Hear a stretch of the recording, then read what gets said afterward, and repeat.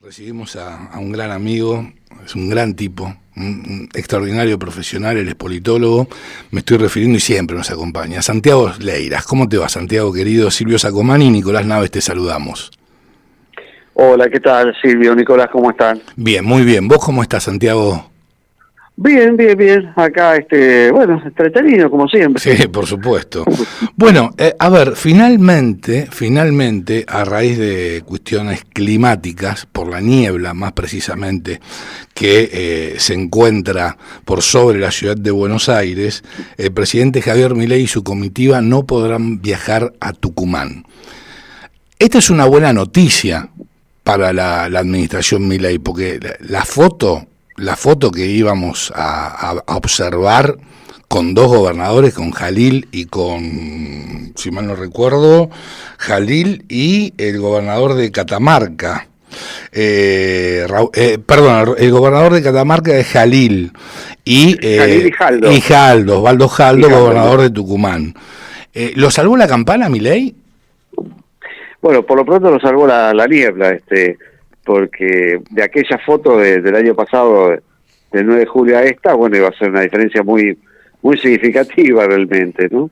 Pero bueno, ¿te acordás que el año pasado cuando conversamos de este tema, yo te decía, bueno, el Pacto de Mayo, que bueno, al final este Pacto de Mayo terminó firmándose en julio, era una especie de pacto fundado en necesidades mutuas, ¿no? Uh-huh. La necesidad de votos del oficialismo, que sigue siendo algo que todavía es un requerimiento que sigue teniendo el oficialismo como tal, y por otro lado la necesidad de fondos por parte de las provincias, ¿no es cierto? Sí. Bueno, evidentemente algo pasó que alguna de las partes no ha cumplido con algunos de los términos de esta especie de acuerdo no establecido, no declarado, digamos, ¿no? Uh-huh. Los gobernadores ahí afirman, o en general lo que se afirma desde las provincias es que el oficialismo es bastante mal pagador, ¿no? Dice, bueno, nosotros hemos garantizado leyes que el oficialismo necesitaba, y no solamente que no recibimos fondos, sino que además el oficialismo se dedica a hacer o realizar un armado territorial en nuestras provincias, digamos, ¿no? Uh-huh. Y esto hay varias provincias que son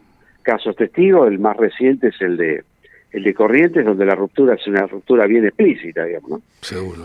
Así que, bueno, en este contexto, bueno, la niebla es una niebla salvadora realmente para mostrar una fotografía sustancialmente distinta a la que pudo haber sido la del año pasado.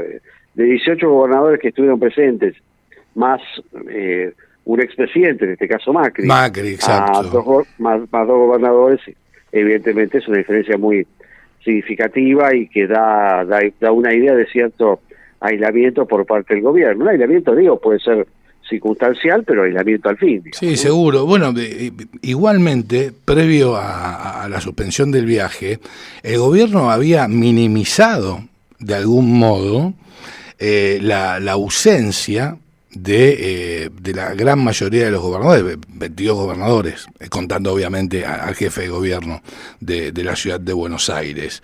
Y a su vez, lo que destacaron desde la administración Milei es que no iban a hacer esfuerzo alguno, ¿sí?, para generar consensos. Básicamente eso fue lo que precisaron desde el gobierno.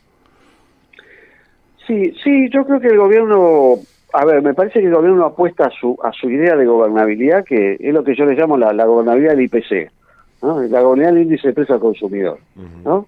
Y me parece que el gobierno está íntimamente convencido de esto, bueno, mientras la opinión pública me respalde, el mercado, bueno, lo hace con algunos corcoveos y demás.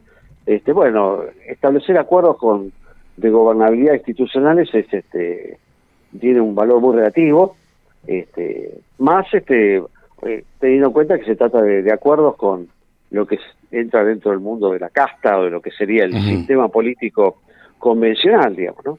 Seguramente. Ahora ahí hay un tema que es el tema que está siempre presente, que bueno, ¿qué pasa o qué puede suceder o cómo se comportarían estos actores en un contexto desfavorable para el gobierno, en el cual, bueno, la opinión pública pierda la paciencia y de pronto el mercado también la pierda, y que entonces el gobierno pierda la base de sustentación de su programa de gobierno, que en esa coyuntura, bueno, esa gobernabilidad apoyada en un comportamiento del IPC, bueno, el IPC también se evidencia como con un comportamiento favorable, con lo cual se ve afectada la gobernabilidad, digamos, ¿no? Y no estén los votos para mantener la coalición antiveto, digamos, ¿no? O anti-rechazo a los vetos, ¿no? Yo creo que esto lo hemos conversado, me parece, en otras oportunidades, ¿no?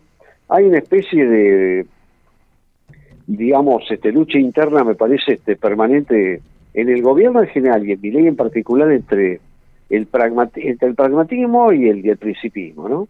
Entre el Milei profeta y el Milei presidente, ¿no? Entonces el Milei presidente es el que puede mostrar la foto del pacto de julio, de mayo/julio, con los gobernadores, y por otro lado el Milei y el gobierno en general te muestra o te sale con estas referencias como la de, bueno, nosotros no tenemos intención de establecer acuerdos de gobernabilidad, y yo creo que, como digo, insisto en esto, no entendiendo que su gobernabilidad pasa por otro lado, que es una gobernabilidad como digamos, de resultados. Si claro, el tema, a ver... Te vas cuando no acompañen los resultados, ¿no? Claro, no, por supuesto. Exacto, el tema es que la ciudadanía elige a los representantes para que conformen el Congreso, y las leyes las votan los diputados y los senadores. Y ahora, si no tenés el apoyo de los gobernadores, ya mañana se terminan las facultades extraordinarias, ¿sí? Que tenía el gobierno a raíz de la sanción de la ley Bases. Entonces, a partir de ahora, ¿qué puede llegar a pasar? ¿No es cierto? Porque hay leyes, ¿sí?, que el gobierno necesita que sean aprobadas. Y bajo este escenario, sobre este escenario, me parece que va a ser muy complejo el tema. Sí, yo creo que eso tiene que ver también con alguna apuesta del gobierno como esto que te decía recién, bueno, a nosotros nos apoya la opinión pública y la opinión pública nos va a dar un respaldo muy significativo en octubre, y entonces eso nos va a dar el margen para poder llevar adelante las reformas que tenemos pendientes, ¿no? De todas maneras también eso es relativo, porque en el mejor de los escenarios el gobierno puede llegar a tener, pongamos, 80, 90 diputados, con lo cual, bueno, eso sirve para evitar que los vetos sean rechazados, pero no sirve para poder aprobar leyes. Claro, por eso te digo, claro, exacto. Bueno, y ahí otra vez vuelve el tema ¿no? Digo, del pragmatismo, el pragmático y el profeta, digamos, ¿no? Entonces ahí hay que ver quién se termina imponiendo finalmente, ¿no? Bueno, y lo ves inclusive, mira, en la negociación de la provincia, vengo siguiendo bastante el tema de la negociación de la provincia de Buenos Aires. Bueno, ahí también aparece un tema que es esta especie de pelea entre principistas y pragmáticos, digamos, ¿no? Sí. Hasta ahora parece que la pulseada la ganan los principistas, ¿no? Sí, por lo menos como se plantea y cómo se perfila lo que sería el frente electoral o la alianza electoral, si podemos llamar esto alianza. Es una fusión prácticamente, no una absorción. Una absorción, más que una fusión, como bien decís, ¿no es cierto? Pues se va a llamar Frente La Libertad Avanza. Exacto, sí, ahí la empresa, la corporación, La Libertad Avanza absorbe la compañía PRO. Es básicamente esto, digamos, ¿no? Y ahí me parece que hay un tema también de una pelea, me parece que es las dos almas del gobierno, te diría yo, ¿no? Un alma es la que representa, como dice Carlos Pañi, el mago del Kremlin, el ingeniero del caos, como diría Giuliano d'Empoli, donde, bueno, me parece que Caputo plantea un escenario más razonable en términos de decir, bueno, no podemos organizar o hacer armado territorial en provincias donde al mismo tiempo después requerimos de los votos de esos referentes territoriales. Si no se puede salir a disputar territorio con actores de los cuales seguramente va a necesitar para una alianza legislativa, ¿no es cierto? La otra es un poco la de, bueno, la otra alma, la alma, comillas, principista, donde dice, bueno, nosotros vamos violeta puro, y no importan las consecuencias, y la idea es implantar territorialmente la marca de la libertad avanza, ¿no? Bueno, este es un dilema que me parece que está muy presente en la propia gestión del gobierno, esta especie de tensión entre estas dos almas, digo, ¿no? La principista y la más pragmática. Claro, ¿no? Entiendo. Bueno, y hoy precisamente se selló esta absorción, como bien decís, por parte de La Libertad Avanza con el PRO en la provincia de Buenos Aires, pero entiendo que hay 4 intendentes que han quedado por fuera de la misma, que son del PRO, y la noticia dice que el PRO se rompió en la provincia de Buenos Aires. A mí me parece que el PRO se rompió a nivel nacional. Sí, no solo en la provincia de Buenos Aires, sí. Sí, yo creo que esto es a nivel nacional. Y mirá, hay un dato acá me parece que es muy significativo, ¿no? Que es la quiebra de la relación entre los Macri, los propios Macri, entre los primos. También, exacto. Porque los intendentes que quedan fuera de este armado son intendentes que tienen relación directa con Jorge Macri, ¿no? Bueno, ahí aparentemente me dio alguna directiva del propio presidente de no negociar ni contemplar bajo este paraguas a todos esos intendentes que tuvieran relación con Jorge Macri, pero no hubo ninguna manifestación de Mauricio al respecto, digamos, ¿no? Pero bueno, me parece que esto tiene que ver con un tema de... En realidad no es que el PRO se fracturó ahora, el resultado de esto, ya el PRO está fracturado. Está fracturado. Sí, está fracturado. La mejor evidencia de esto la tenías en lo que sucedió en la provincia de Buenos Aires, en la ciudad de Buenos Aires. ¿No? Sí, en la ciudad de Buenos Aires, y recordemos también, perdóname que te interrumpa, en las PASO, ¿sí? Así claro. Yo creo que se empieza a dar el quiebre y esta fractura del PRO. Así es. Y de alguna manera, paradójicamente, un quiebre me parece alentado por el propio Macri, donde, bueno, totalmente. De alguna manera Macri alienta a Patricia Bullrich para poner algún tipo de freno al ascenso de Larreta. Y a su vez después Macri, cual brujo, y aprendiz de brujo, alienta la alternativa de Milei para ponerle un límite a Patricia Bullrich, digamos, ¿no? Uh-huh. Bueno, ¿dónde está cada uno en estas circunstancias? Macri está más cerca de la FIFA que de la política,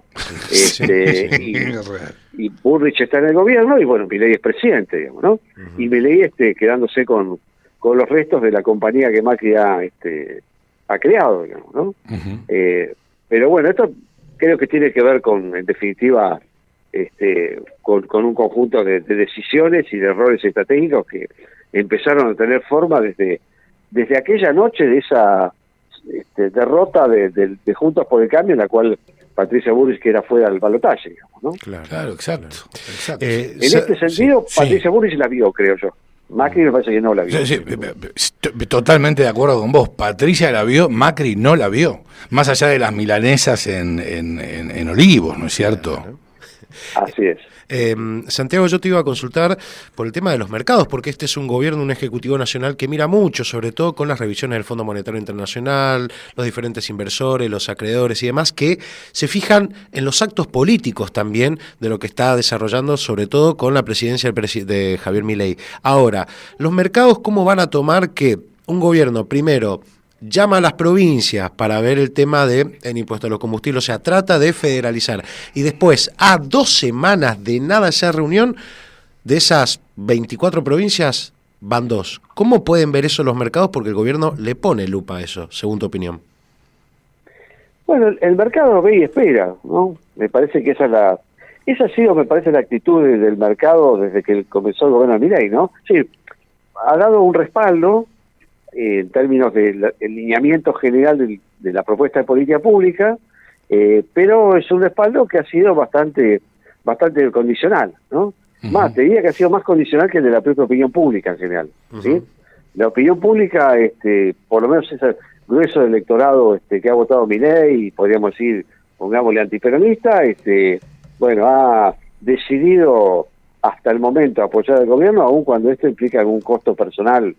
Permítame la expresión, comer mierda antes que vuelva al kirchnerismo, digamos, ¿no? Pero sí, exacto. Pero el mercado, digamos, si uno tiene ese mundo variopinto de decisores y de agentes que operan en diferentes esferas, ha adoptado siempre la actitud de respaldo prudente, ¿no?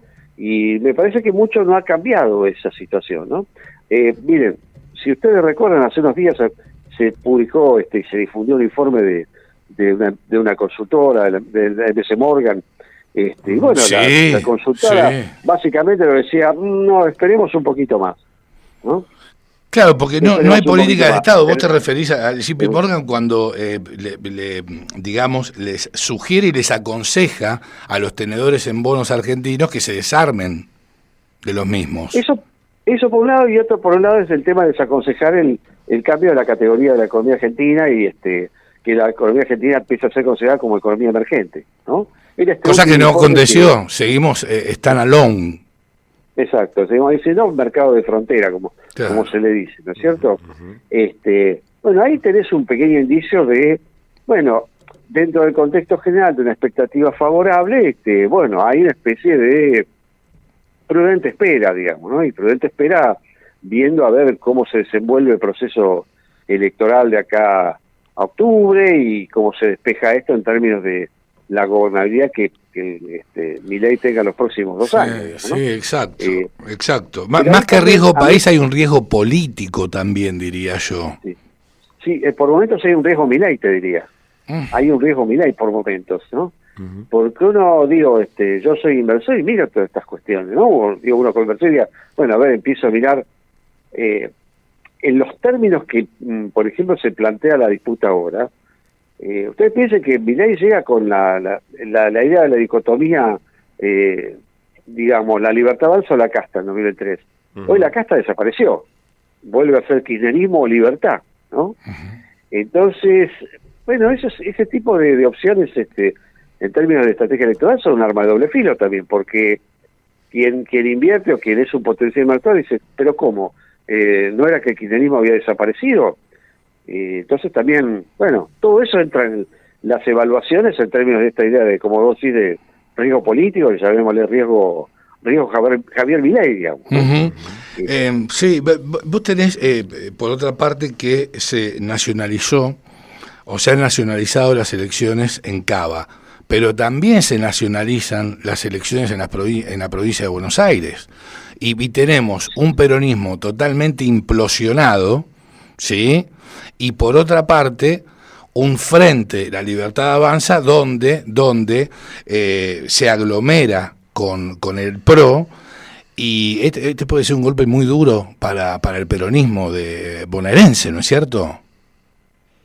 Sí, sin duda.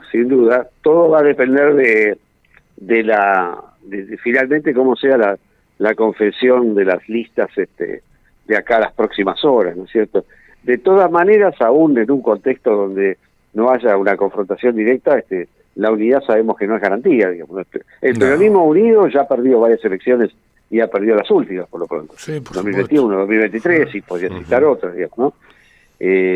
Bueno, sin duda el peronismo está en un proceso de una crisis, no cabe duda, muy profunda, y como parte de esa crisis, de otra cosa, esta cuestión de ir a ver, bueno, quién va a ser el nuevo dueño de la guitarra, hablando de aquel tema de quién va a poner la nueva partitura y las nuevas canciones, digamos, ¿no? A ver quién se queda con la guitarra para tocar las nuevas canciones también, ¿no? Bueno, todo esto está en medio de esa discusión también. Bueno, hablas de guitarra y yo recuerdo, y vos seguramente también, Nicolás, Nelson, a un gran guitarrista y cantante, Alberto Fernández. Cuando hablas de guitarra, me acuerdo de Alberto Fernández, y si hablas de guitarra en estos momentos, hoy el peronismo, como bien decís, no tiene quien la toque. El que asoma apenas, te diría, es Kicillof, ¿sí? Pero no es lo nuevo, digamos. Parece. Con muy poca convicción y con muy poco apoyo, además. Y además con un problema, yo creo que esto también lo hablamos en algún momento, que es, a ver, ¿cómo puede Kicillof establecer su diferencia con el kirchnerismo, no? Salvando a distancia, yo me acordaba que aquella pelea de Duhalde con Menem, donde decía, a ver, vos fuiste vicepresidente de Menem, fuiste gobernador cuando Menem tuvo la reelección, ¿qué es lo que tenés distinto, no? Bueno, en aquel caso Duhalde encontró su sendero finalmente, ¿no? Lo encontró con el modelo argentino y la salida convertida y demás. Yo en el caso de Kicillof lo veo mucho menos claro, digamos, ¿no? ¿Por dónde puede Kicillof diferenciarse del kirchnerismo? Por ningún lado. Eso es lo que a mí me cuesta, por ningún lado, a mí por lo menos de mínima me cuesta mucho ver esa posibilidad, ¿no? Me cuesta mucho, ¿no? Y por otro lado, bueno, hay que ver, todavía ahí hay que ver qué pasa con esos gobernadores que están, que uno no tiene en el radar, y a ver quién puede ser ahí un potencial heredero, pero bueno, hay toda una cuestión, digo, el problema tiene varios. La crisis tiene varias dimensiones, me parece, ¿no? Una es un problema de liderazgo, la otra creo que tiene que ver con un tema de sentido, de identidad, ¿no? Y de proyecto, y la otra me parece que es un tema de una crisis que tiene el peronismo en relación a su propia base de referencia, ¿no? A su base social, ¿no? En el sentido de, bueno, pensemos que en el 2023 el peronismo ganó en ciertos lugares clave, pero perdió porciones significativas electorales en lugares que el peronismo impensable que hiciera. Si la Libertad Avanza no ganó La Matanza, pero avanzó mucho en el sur de la ciudad de Buenos Aires, ¿sí? Entonces hay una cuestión también ahí yo te diría, de crisis de liderazgo y de crisis de representatividad del peronismo, ¿no? Si yo tuviera que sintetizar y definir cuáles son los problemas y los desafíos que el peronismo tiene hoy, me parece que pasa fundamentalmente por esos dos. Cómo afrontar el problema de la renovación de liderazgo y cómo sortear el problema de la crisis de representatividad que el peronismo tiene en los términos sociológicos que implica esto. Claro, exactamente. Santiago, ¿qué rol cumple el campo en esto también, ¿no? Con la suba de retenciones y con una promesa que hasta ahora viene fallida por parte del Ejecutivo Nacional de bajar esas retenciones, y es un sector sumamente importante para que el gobierno siga aplicando algunas políticas también?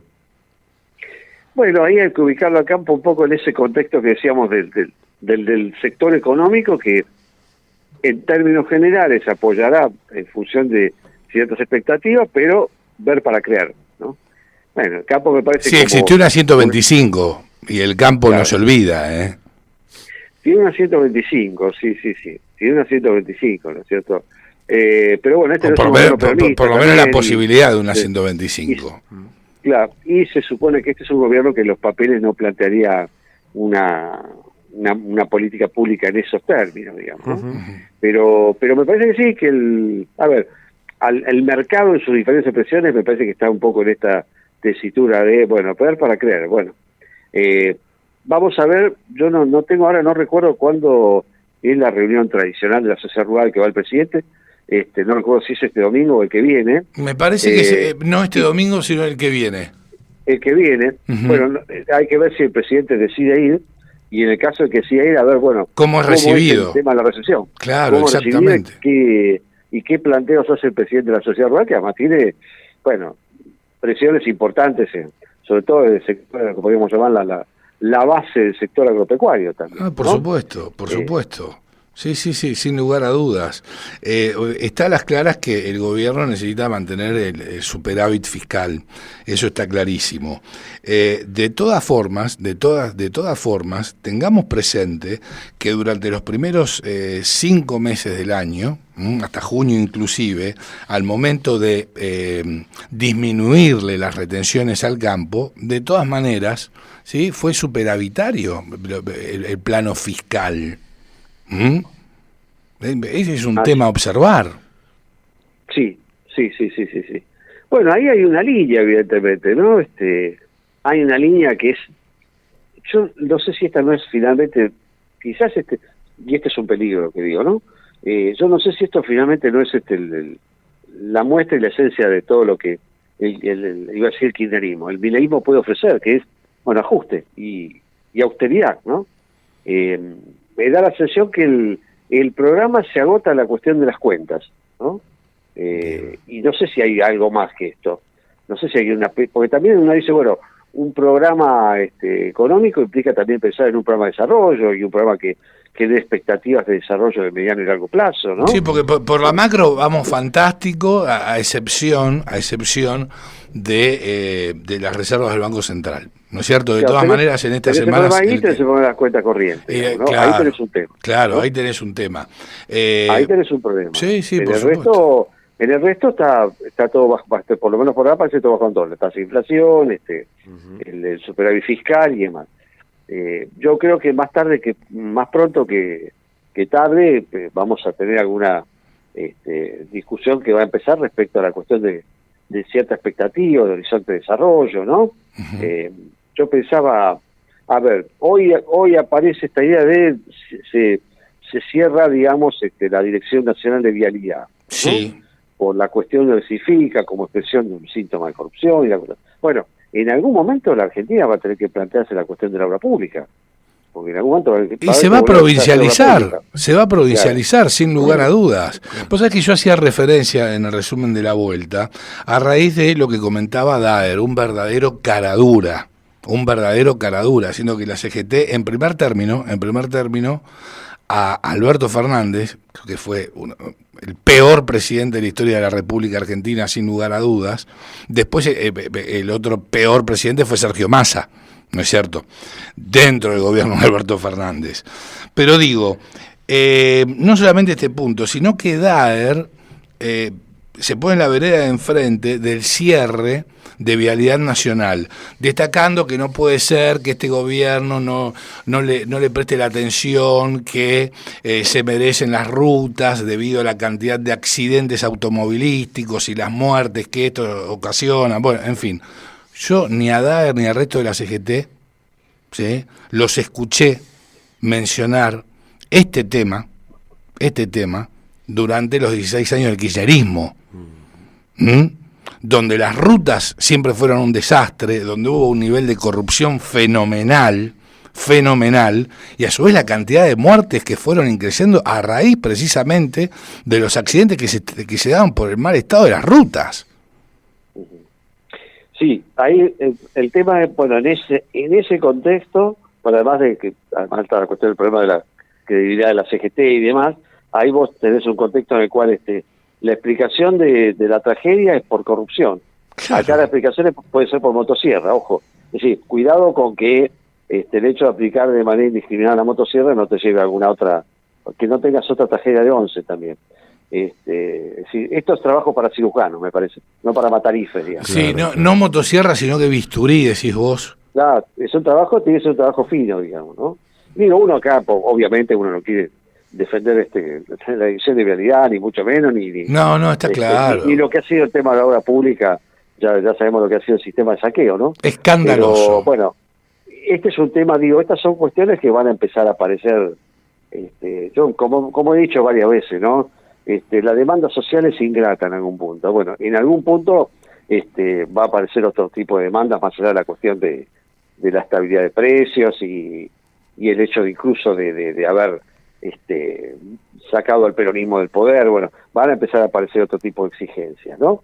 Y si hay alguna situación de tragedia, una especie de, llamémosle, de cromañón de la obra pública, y bueno, eso va a poner en cuestión esta estrategia de ir a fondo y con la motosierra sobre un gasto y hacer una reducción de manera indiscriminada, digamos. Clarísimo. Pero bueno, es, como digo, tarea para cirujanos. Sin lugar a dudas. Santiago, te agradecemos muchísimo que nos hayas acompañado. Siempre sabes, y lo sabes muy bien, te lo digo fuera de aire también, es un gusto enorme, un placer y un privilegio que nos acompañe siempre. No, por favor, para mí es un gusto y un placer también. Un abrazo grande. Gracias, Santi, gracias, muchas gracias. Fuerte abrazo. Lo escuchabas a gran Santiago Leiras, politólogo, pasar por la cocina de las noticias.